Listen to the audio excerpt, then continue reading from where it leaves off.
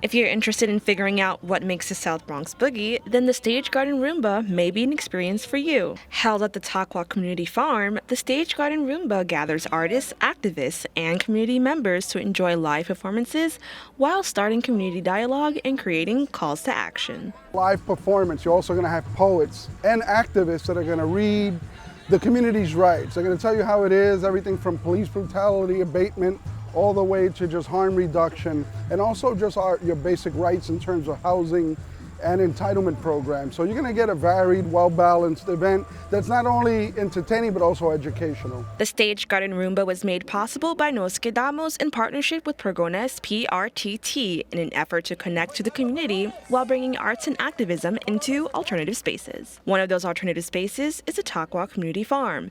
And working there for over a decade, Abu Salith believes in the effort of collaboration and how it can influence real change. So I'm hanging around. What do I got to do for the people? I do it because I'm part of those people also, you know me. We're not going to get anywhere struggling against one another.